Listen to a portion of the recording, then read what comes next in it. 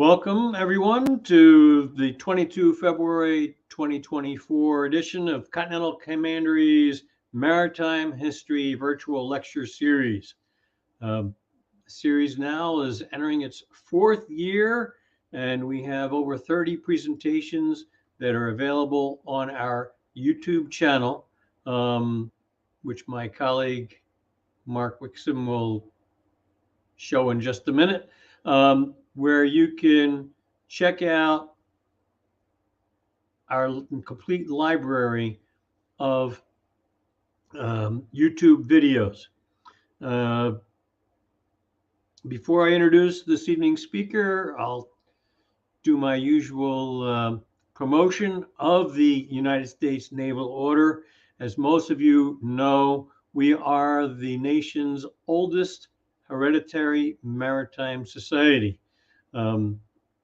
Membership is available to anyone who is a veteran of any of our maritime services. As you saw from the Naval Order March, that includes Merchant Marine, NOAA, officers of the U.S. Public Health Service, and members of the Coast Guard, Marine Corps, and the Navy. Tonight's presentation is being recorded on YouTube and will be available for viewing pretty much as soon as the program ends. Those of you who are watching live, as Captain Ormond gives her presentation, any questions come to mind, please type them into the comment section. During the post-presentation question and answer, I will use your questions as well as my own to continue the conversation with Captain Ormond. Valerie Ormond retired as a Navy captain after a 25-year career as an intelligence officer, after which she founded her own business, Veteran Writing Services, LLC, where she provides companies and organizations with professional writing, editing, and consulting services. She's also authored 3 novels. They all include Believing in Horses in the title. There's Believing in Horses 2 as in also, and Believing in Horses Out West. Cumulatively, they've won 14 national and international awards. Her fiction and nonfiction stories and poems have been published in books of multiple genres, including articles in magazines, newspapers, as well as her blog post. She's vice president of the Military Writers Society of America and is on the board of the Virginia Press Women Foundation. And earlier she reminded me that in just a few days we will begin Women's History Month. And so I'll take this opportunity. Valerie, welcome aboard, and I look forward to hearing your presentation. What inspired you to become an author? As you was that something that paralleled your naval career? Yes, so I would say, well, first of all, I've written since I was a child, and both my parents happened to be English majors, so I was brought up with a lot of reading and writing. And I had always kind of wanted to write a book, and so I was a little busy when I was in the Navy and didn't have time to do it. I know some people do, but I didn't. And it wasn't until I retired and I decided I wanted to take a lot of the lessons that I learned in the Navy in all those years and put it, but I didn't want to write my story. I wanted to put it in a fictional story and to reach the kind of target audience I wanted to reach, which was the young adult audience. So that's what I did, and I just kind of decided to do it, and then I decided maybe a second career as a writer wasn't such a bad idea. And how was it being you were an intelligence officer during your career? Correct, and most intelligence officers do a lot of writing. I can only imagine. Practice. and I know the writing is one of your passions, and I understand also the wonderful world of equestrianship is your other passion. What brought you into that world? I grew up in Maryland, and I'm still in Maryland. It's a very horse-friendly state, and we have racetracks, and we have just a think that's more horses per square mile than any other state. So I grew up around it, and this is true with a lot of horse people, where you don't know where it came from. It was just inborn from the time that you were a toddler. So I grew up riding around here, and tried to ride as much as I could. I had to take a bit of a break while I was in the Navy, but then eventually I got into a position where I could get back into horses, and did. And so I'm still a horse owner and rider to this day. Excellent. Well, I don't want to take up too much of your time. I want to listen to what you have to say. So I'm going to give you the deck and the con and take myself off screen and turn the program over to you. I'm looking forward to hearing. Thank you. Well, first of all, I want to say thank you for having me here. It's really been an honor, and it's been an interesting journey for me, looking back on this story 30 years ago. And it's not something I think about every day, and it wasn't until I was asked to do a presentation that I thought this is something that people might be somewhat interested in. So with that, sorry, I need to move to the slide. So I have seen quite a few of your presentations, and I know that you have a lot of people who are real historians who tell these stories. And I wanted to say up front, I am not a historian. I just, by chance, I happen to be a part of this historical, part of the Navy. And this is me in officer candidate school, even further back in history, 40 years ago. So people say, well, how did you end up in the Navy? And the answer is kind of simple. I followed in my father's footsteps. That's my father there with me at Newport, Rhode Island, officer candidate school, where he had gone to officer candidate school.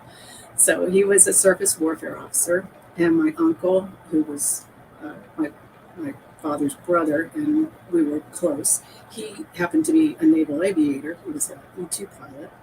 And also I had my maternal grandfather was in the British Royal Navy and joined the American Navy. So I had a little bit of I wouldn't really say encouragement, because my dad did suggest to me when I was a senior to think about going to the Naval Academy. And this was at a time when the women were just being accepted. But that isn't why I didn't go. I didn't go because I grew up in Bowie. It was right next to the Naval Academy, and I knew that these people at the Naval Academy, they couldn't go out, they couldn't do things, and so to me it was just, I really wasn't ready for that at that point. So this 2% here is, my uncle had a saying that it's 2% of the Americans that provide the rest of the military by families. And I found that so true when we talk to people and you say, was any of your family in the military? And so many is passed down. So let's just take a trip here in the Wayback Machine. So we're going back to 1984. And at this point, the majority of women officers came in as what they called general unrestricted line officers, or girls. And that's an unfortunate acronym, but that is what it is at the time. And these jobs were, they were not non-combat assignments, but they were, could be a public affairs officer. Actually, there were people, comms officers, intelligence officers, a lot of administrative, transportation, some kind of logistics jobs. So I used to joke and say they were always the jobs that nobody else wanted to do. But anyhow, I came in as a girl, and at the time, because we couldn't go to sea, didn't have sea duty, our overseas assignments were considered our sea duty equivalents. There were some other assignments too that were considered operational equivalents of sea duty assignments, but we all knew that these assignments really were not the same as sea duty and arduous sea duty. So although Admiral Zumwalt changed some policies in 1972, which really opened a lot of doors for women in both aviation and in ships, and sending them to transport ships and hospital ships and some of the subtenders and those kind of things. It was still very limited. For instance, in 1984, in my officer candidate school class, we had 40 women officers graduate, which supposedly was the highest number of women to graduate in an officer candidate school, mixed gender officer candidate school. And part of that is because someone looked around and said, we have a very low percentage of women officers. And so the Navy started recruiting hard for women officers. And so a lot of my classes were prior enlisted and people like me who just came in straight out of college. I graduated from Towson University and ended up going to the Navy a few years later. But out of that 40 women from my class, 3 of them went to ships, and it was part of our Women in Ships program. And that was a highly recruited program too. And so those 3 women, one of them had a master's degree from MIT. The other, they were engineers. They were not the English and mass communication majors like I was. So I threw this ad in here because this is the time, and this is another reason that I joined, is that maybe it's not just a job, it's an adventure, which I still think is one of the best slogans of all times. So we're going to speed up a little bit here because in 1993, things changed significantly for women. And I won't read this to you, but this is the combat exclusion was lifted for women, combat exclusion law, which had been in place since 1948. So it really was time.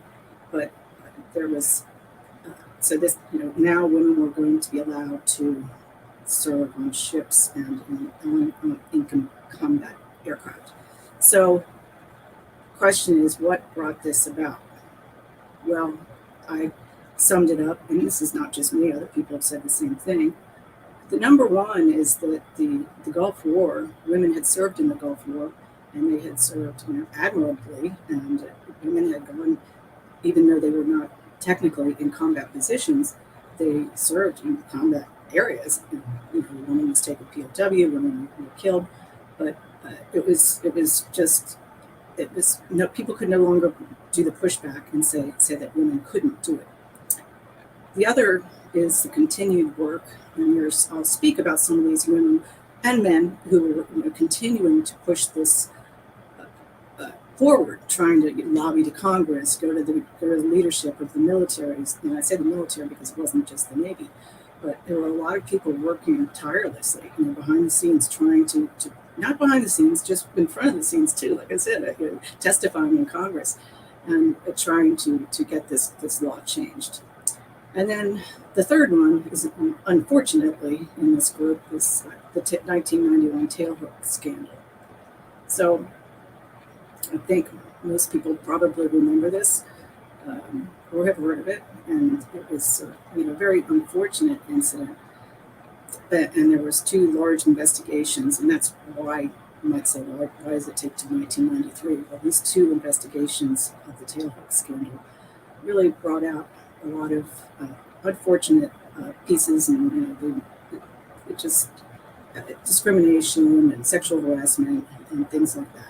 And some people thought that, well, now the Navy just wanted to make this change so that they could get over the black eye of tailhook, but that definitely is not the full story. So in 1993, I was sitting in my office in Hawaii, one of those overseas assignments, and I was lucky enough to get one of these few coveted female at-sea positions. And I say few and I say coveted because although the law changed, there's a long tail that goes with this, that it just doesn't happen overnight. For instance, berthing on ships and programs in place and training there has to be slots in training and people are in positions. And so I was an intelligence officer, and a few of us female intelligence officers, and we all knew each other, especially there in Hawaii. And they'd say, "Hey, so where are you going?" I said, "Oh, hey, I'm supposed to go to the ship's company on the Abraham Lincoln." And then whoever you're talking to says, well, wait a minute, that's where they told me I'm going. So the point was there were very, very few slots, and there was a lot of juggling around, and it was hard to get. It was very hard to get one of these jobs. So I was extremely fortunate to get one, because when somebody goes into a position, it's going to be a few years before they're out of it. So I was assigned to Fleet Air Reconnaissance Squadron BQ5, as the senior intelligence officer. And that's the BQ5 there in the photo at the top. It's two separate photos. It's not a big plane.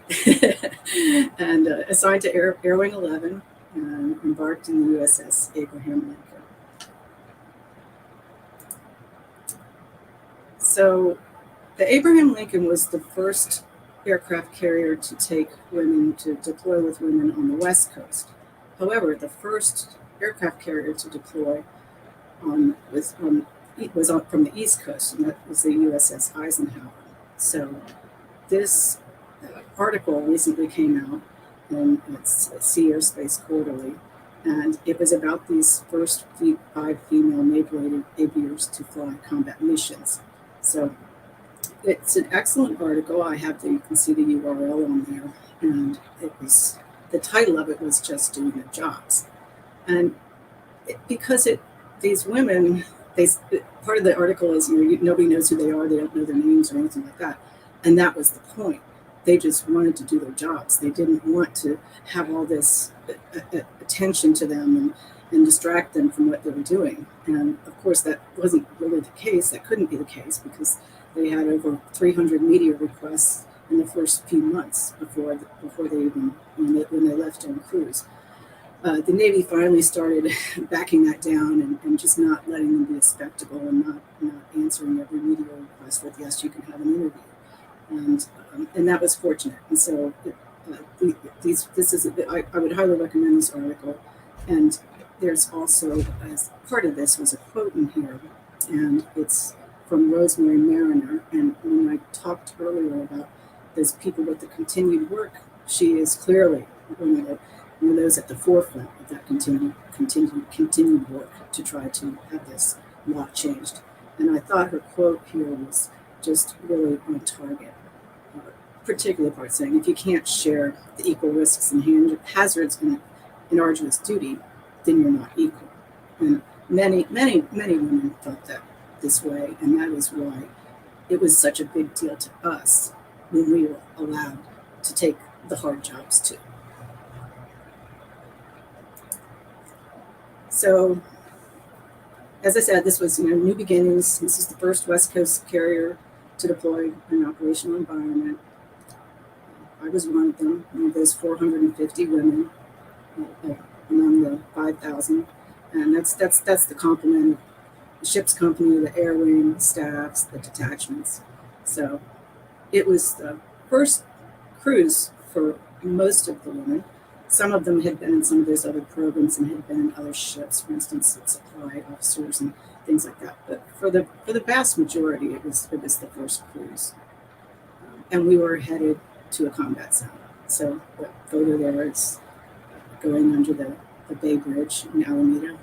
Abraham Lincoln was out of Alameda at that time.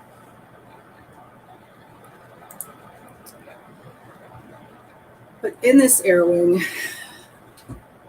I'll bring up tailhook again, because the fallout of tailhook was still hovering, and it really did have, as I said, a chilling effect. In our air wing, we lost, and I say these words are larger than life, female aviator, Lieutenant Kara Holtgreen, and she was the first Tomcat in Air 14, first woman to qualify in the Tomcat. And she was in our air wing, and she was coming in for a landing during workups. And this is a couple weeks before I got there, and crashed and died and lost her life. And so a lot of everybody, most of the people in the air wing knew her. I didn't, because I wasn't there. But the worst part is that this death ended up raising some ugly rumors and things that happened, and those saying that this scandal rushed women. And in that article that I just spoke about, there's an interesting quote in there from one of the aviators, female aviators. She said, people who say this, she said, this is crazy. It took me 3 years longer to get to where my contemporaries are, because of the combat exclusion. So there was still, like I said, there was still out there people who really wanted to discredit women and tried to use this. And I'm not saying it was not just men, unfortunately. I mean, it was both men and women. And there was a lot of unwanted national media attention, plus the personal emotions. So this is, I'm just trying to set the scene a little bit for this time. So here, this is a photo of me 30 years ago, and my roommate there, she was the flight doc in the Air Wing. So we're on board the Abraham Lincoln. That happens to be an F-14 behind us.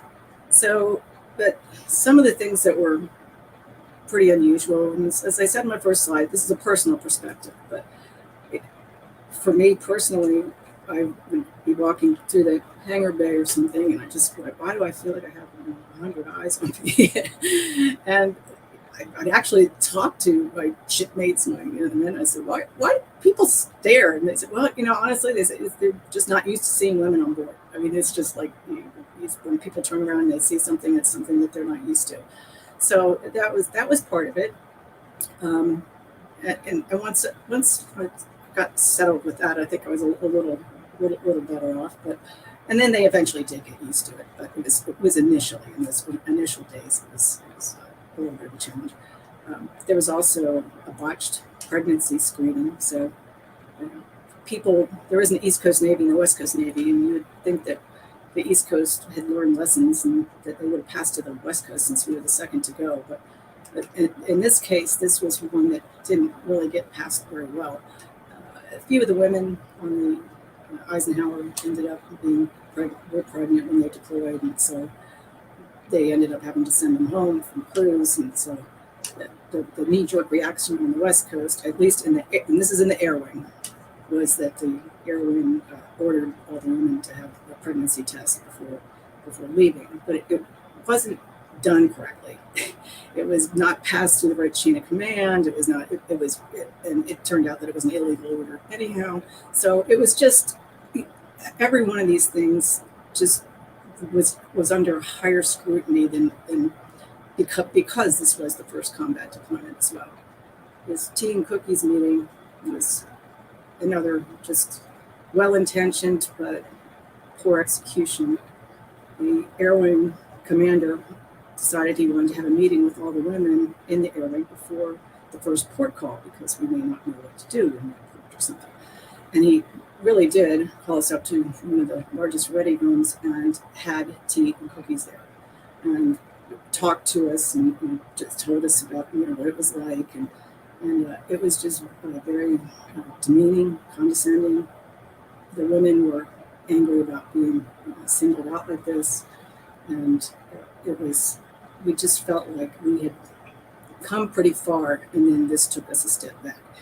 What took us even a worse step back was at the end of the cruise, before we came into port, finally back in Alameda. We had another meeting, and it was to prepare us for the media, because the media might be asking other questions about this cruise, and some things had happened. So it was like, okay, have we gone nowhere in this 6 months? And I'll talk about that at the end.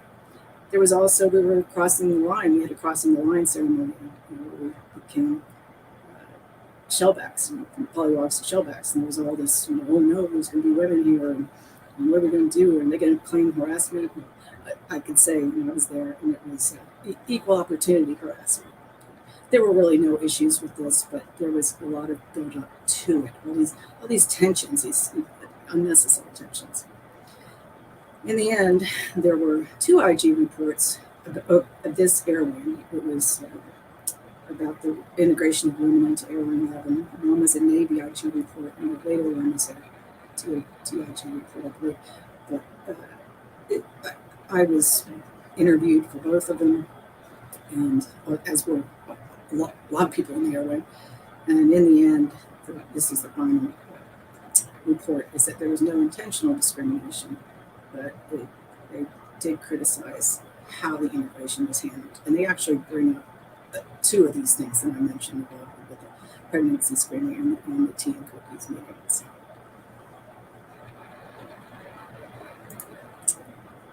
So this is the women of the Air Wing, most of them. Again, sometimes everything just got bigger than it needed to be, right? So someone, I think it was my roommate, actually came up with this idea, hey, let's get all the women in. This is a time in history. And so we all went up to the flight deck really early one morning to have this photo taken. And several of the women did not want to participate because they were saying, geez, we want to be the same, we want to be treated equally, but here we are, we're going to do different things like this. And so, they really weren't too far off from that argument, but I'm still glad I have the picture. So, all the aviators, the women aviators, are in the flight suits, and the others are us, in the flight deck jerseys or in khakis. She happened to be the other female intelligence officer in the Air Wing there, kneeling. And I would point out, between the 7 and the 2, you'll see there's a brunette next to me, and that is Lori Trouty. And she is another one of those with the continued work. Really fought hard to be where she is there. And I'll refer to her a little bit later too, in another portion of this. So with new beginnings come new opportunities. So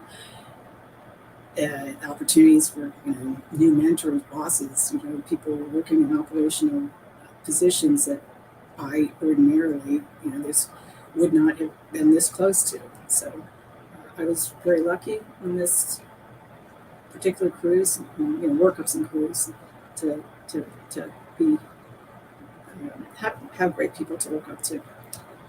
I also got to fly with my squadron there. That's ES3 there. And I had to get a backseat qualification in order to do that. But it was pretty exciting to fly off cats and traps off of an aircraft carrier, and certainly something that I didn't think that I would have an opportunity to do. I also got to stand on the landing signal officer's platform during night operations. And I thought flight operations are scary enough during the day.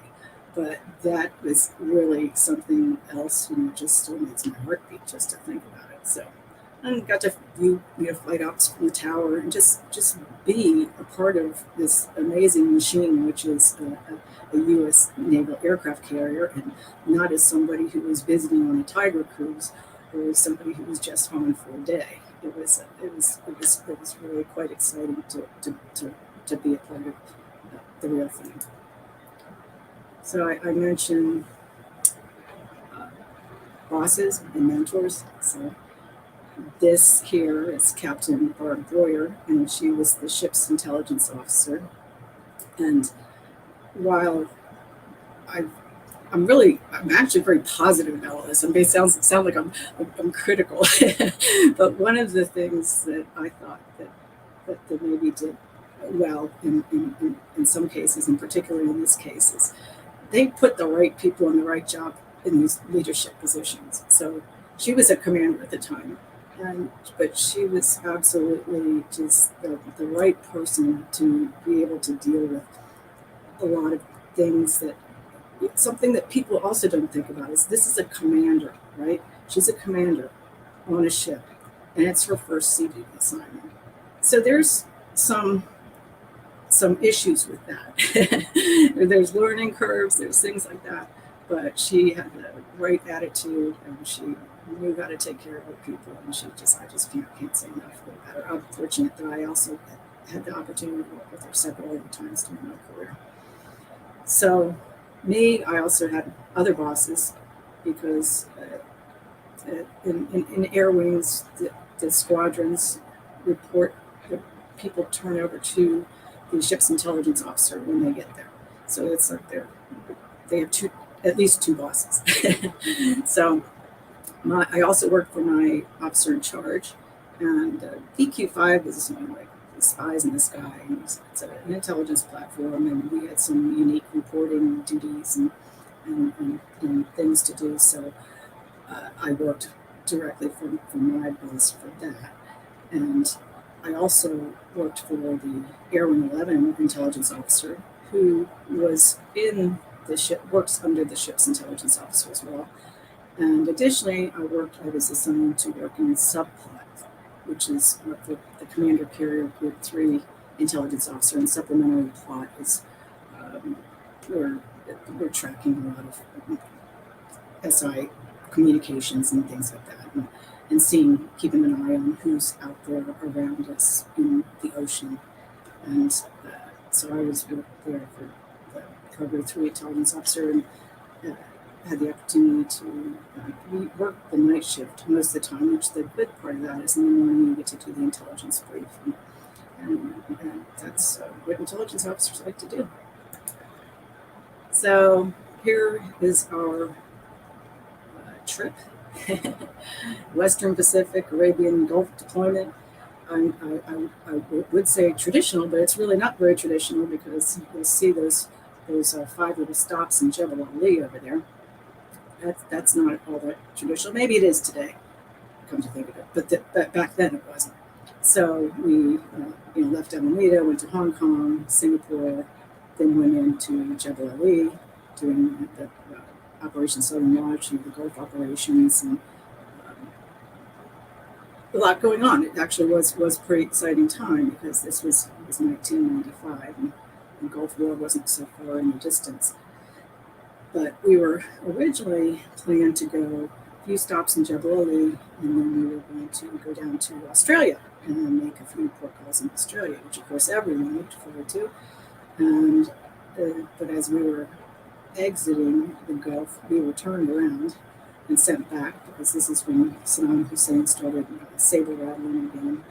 And so we ended up spending our last, what would have been our Australia port call in the Gulf. And then, of course, coming back through crossing the line on that day, back to Pearl Harbor, and picked up Tigers for a Tiger cruise, and then headed back to Alameda. So I say cruise highlights and lowlights. I mentioned Operation Southern Watch and Vigilant Sentinel. That was the saber rattling. And while these were not terribly exciting operations, the aviators got their green ink in their flight logs, and we, in Intel at least, we had a lot of real missions and real planning, and we were always keeping an eye out on who was doing what there in the Gulf. It wasn't a friendly area at the time, kind of like today.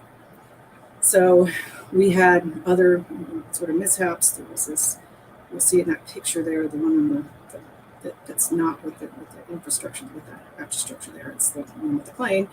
We did have an A6 A6 fire on the flight deck, and unfortunately, a man was blown overboard during that.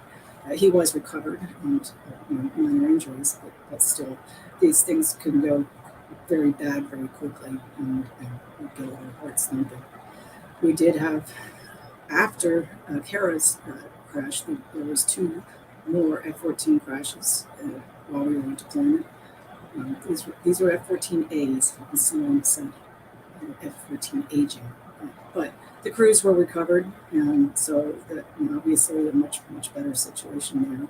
But it was a it's never a good day when that happens. We did have a collision with the USS Sacramento during underway replenishment. And you can see that there. You can see some of the damage. Fortunately, there were no fatalities. There were some injuries, and the USS Sacramento was pretty severely damaged. and ended up having to go back, spend some time in General Lee being repaired. But we actually had to go to General Lee too for repairs there, the Abraham Lincoln. But ours was minimal in comparison. So those were some of the things that happened on that.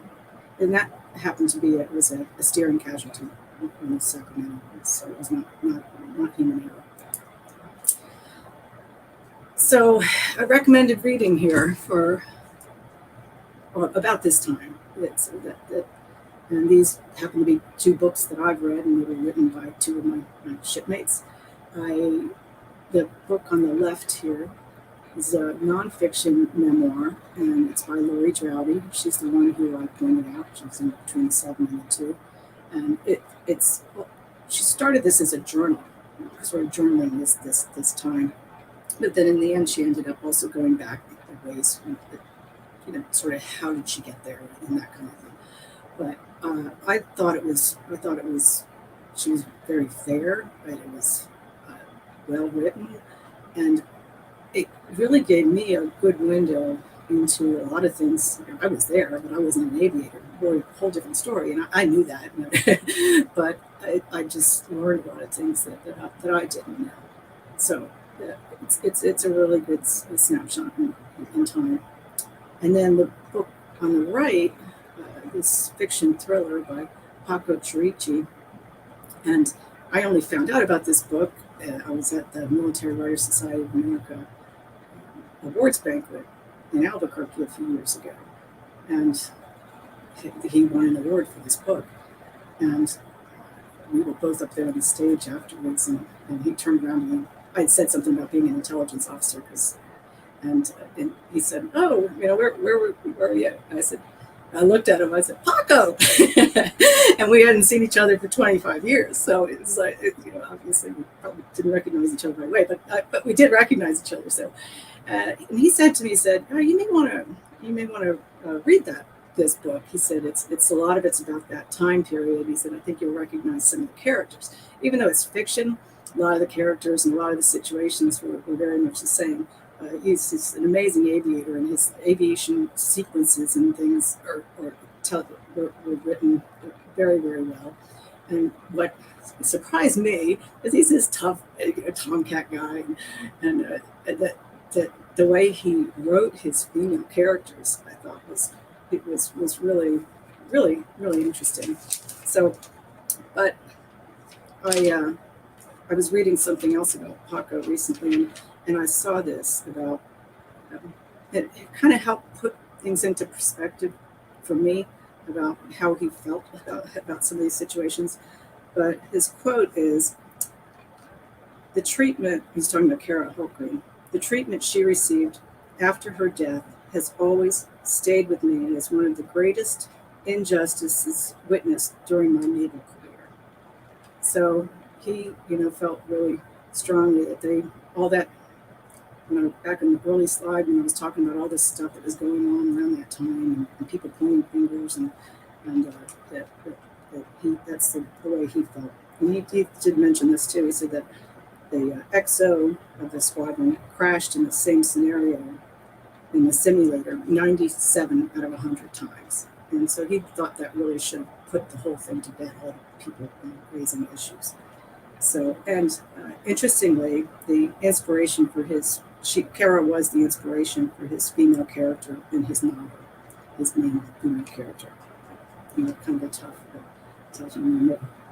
female aviator.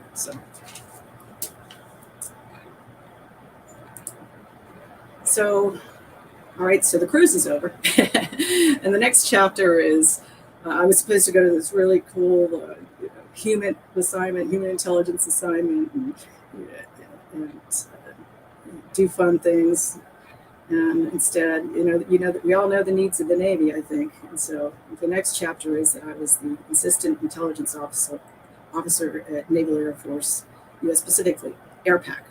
So again, more aviators, more carrier stuff. And I also happen to be one of 2 female officers on this 700-person staff.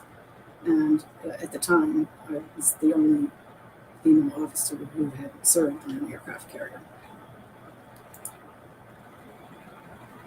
again, I went kicking and screaming to this job, really, but it ended up being one of the best jobs I ever had.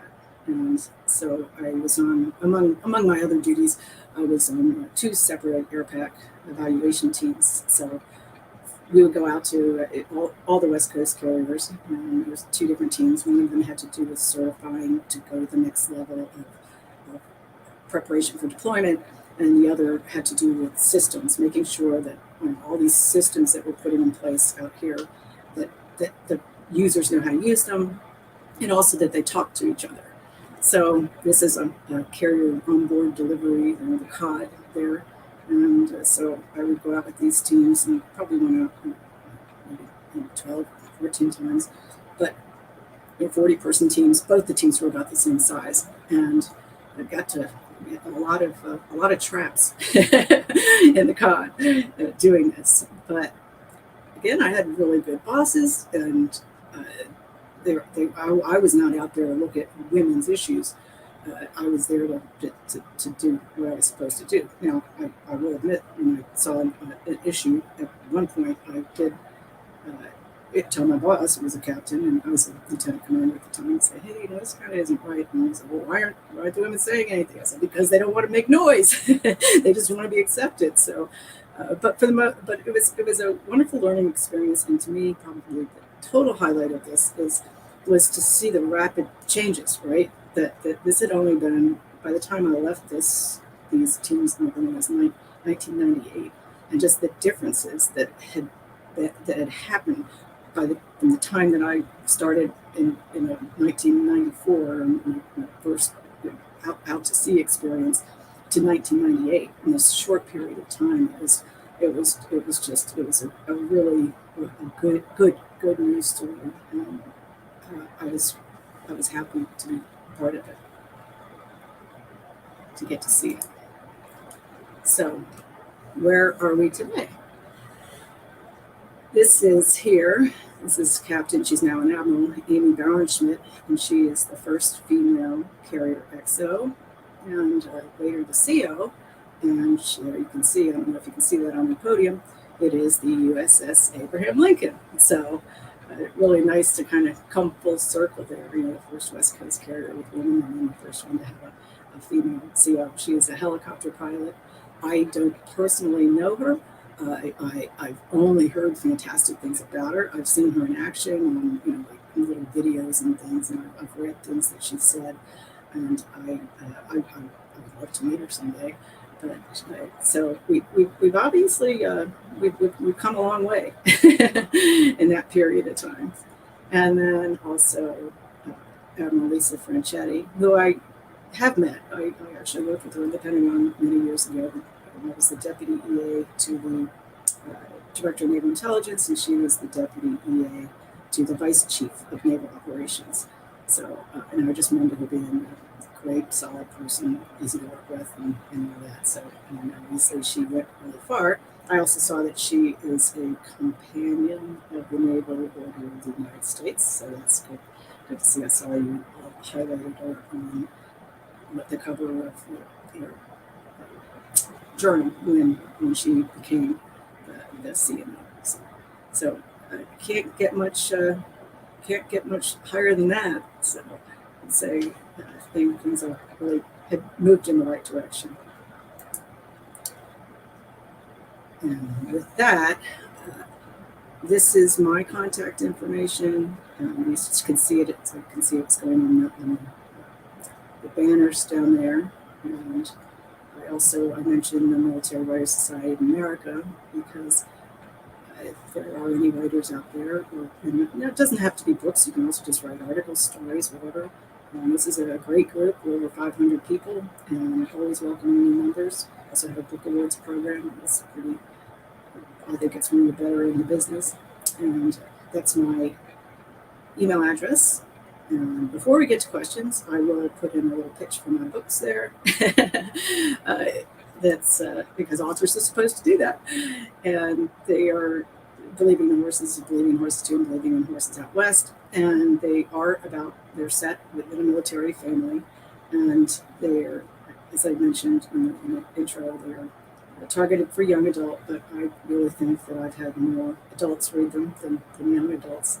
The books make great gifts, but anyhow, that's all I'll say about that. And with that, I would like to take any questions. Thank you so much, Valerie. Fascinating. It's obviously a perspective that those of us with Y chromosomes have, difficulty. We can be empathetic, but it's nothing like living the experience. And as you were beginning your presentation, I was recalling I was XO of a mine sweep back in the late 70s, and I had 2 women and 2 male ensigns. One day, one of the male ensigns, who spent a lot of extra time aboard the ship, wondered why he was in hack so often, but his female counterparts never were. And I put it this way: when I gave them mentoring, they listened. Mm-hmm. When I gave you mentoring, your learning curve is maybe 4 degrees. And it's got to be more like 45 degrees. And so it became obvious from the outset when women started serving aboard ship. Typically, they were working much harder than their male counterparts in order to prove that they belong there, whether or not anybody asked them to. But they were much more attentive, and they just, the ones that I interacted with directly, just invariably had steep learning curves. Whereas sometimes the male ensigns took a little longer, but then we understand the male brain cell develops a little more slowly. Were you a lieutenant commander on that first tour when you were in VQ5, or are you still a lieutenant? Yes. Yeah, no, I was a brand new lieutenant commander. So. Yeah, I was thinking based on when you went through OCS, and that period expands and contracts given the mortality rate downrange. Yeah, that period, I wasn't sure how long that was. Yeah, and it was, to be a squadron intel officer as a lieutenant commander is, highly unusual. But as I mentioned, I was the senior intelligence officer because we had, I think, 4 or 5, I don't remember, intelligence officers.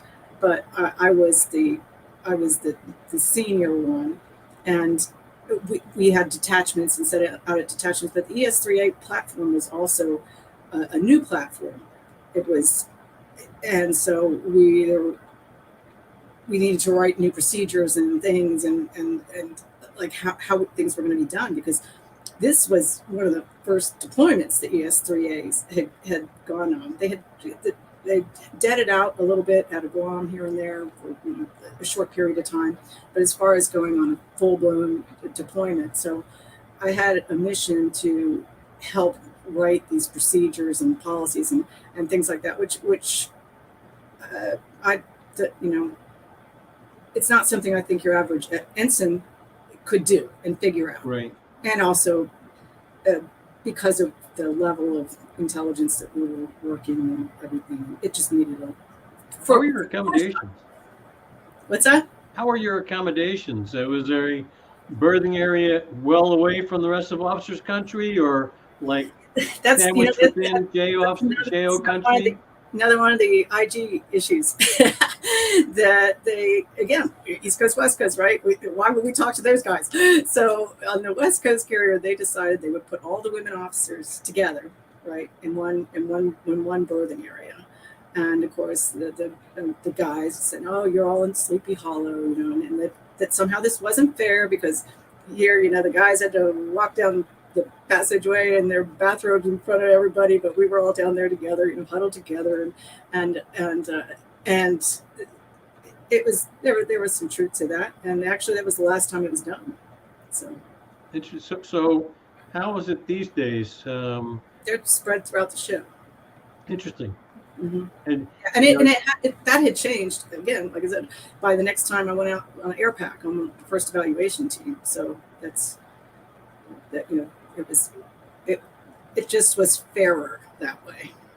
Okay. I'm just, there are logistic challenges. And I've heard stories about like the heads being obviously redesigned, not necessarily to accommodate the needs of those who don't sit when they're doing their business, and that's part of the growing curve. I also reflected. I know that the events around crossing the line changed substantially the moment we had men and women serving together. Um, I don't know whether it's for the better, for the worse, but it was more like a day and a half of fraternity hazing um, back in the day. Um, hadn't probably changed much since the turn of the century. Yeah, I don't think it had changed much. Well, at least not in 1995, it hadn't. But since you brought up heads, I will say this: that the one issue I mentioned when I was on the air pack evaluation team had to do with, because again, when I go out on these ships, they'd throw me in wherever they had a spare place, right? But I got up, went to go take a shower, and I was like, ankle deep in water, and it turned out that there was one woman's head and shower for 22 women and officers, and Right. I ended up, I went to my boss and said, hey, this just doesn't seem right to me. And actually, the XO of the ship came up and kind of grabbed me later, no kidding, and said, hey, if you have a problem, why don't you talk to me about it? I said, I have a chain of command, and but it turned out, at the end of the day, I ended up working with that captain at AirPac, and he pulled me aside again in the hall. The first time I saw him, I was terrified. I was like, oh no. And anyhow, he said, you know what? I just want to tell you, I know who you are. I remember who you are. He said, and you were absolutely right. I was like, great. So one of our viewers asked if you would expand, and then as you were talking about, Lieutenant Hultgreen, I spent a lot of time. I drove destroyers off, in the Pacific, and when I compared plane guard in Westpac with plane guard when folks were coming back from maybe a year or two of shore duty and doing their carrier calls before deployment, the pucker factor was substantially greater off, SoCal op areas than it was off the coast of Vietnam. And people were making it back to ship with sometimes fairly damaged equipment and catching the hook, whereas a lot of wave offs, a lot of near hysterical radio comms off the coast of California. And as I recall, wasn't it during carrier calls that Lieutenant Hultgreen missed her, fell into the ocean? Yeah, it was during workups, and I see the question now from Bob, and yes, it was, but it was during workups, and but she was coming in and was having an issue, and it was I believe it's an engine stall, and she was trying to correct it, and ended up losing it, and her Rio backseater, he ejected. She did not eject, and ended up going down with the plane. Right. But they did, because of a lot of this, all this.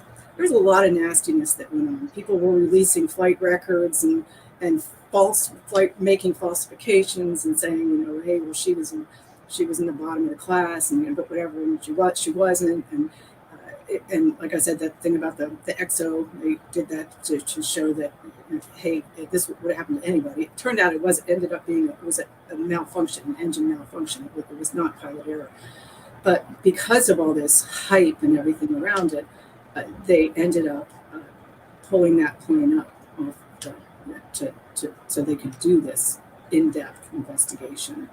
And she was still in the ejection seat. So yeah, it's I recall it not being handled well. From what I read at the time, she did everything she could or should, Mhm. and it could have happened to anybody. Yeah. It just happened to happen to her. But Right. of course, you've got the the Monday morning quarterbacks Right. who want a second guess of, if I was flying, I would have blah Right. blah blah. And Um, that book that I mentioned, I didn't really talk about it, and I did want to say that the book Tailspin, actually this book right here. there you go. Okay. This that's not Carol. I talked about her on that slide, but that is not her. But Jean Zimmerman, she this book came out in 1995, and it goes into in depth about the Kara situation, and also a lot of these other things that I talked about. So it's a she was a journalist, and it's a very journalistic look. But I ended up looking through it. My father had sent it to me right after it came out, and I read it then, but I hadn't really looked at it since. And I picked it up to look at things, just to make sure I had a few dates and things right. But it was quite a tragedy. It was. Not surprising, we have a comment from your buddy Jim. Jim writes, Jasmine and I are watching, and you did a great job. Here it is. Okay. Thanks, Jim. Thanks, Jasmine. So, another NWSA guy. Exactly. And he had his interesting times too, almost not making it back.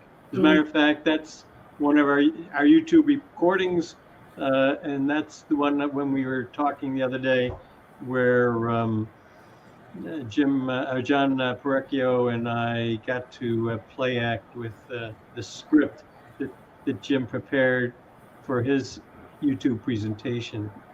Well, we're coming up on the top of the hour. It's 2 minutes before, just 2 minutes before the hour. So again, I want to thank you for a great presentation. Not only will I be writing to thank you, but I will now start pinging on you regularly to join the Naval Order, become a companion. Imagine you would become a companion of the National Commandery, which is one of our our largest and one of our more active commanderies. So you'll be looking for that email from me on that.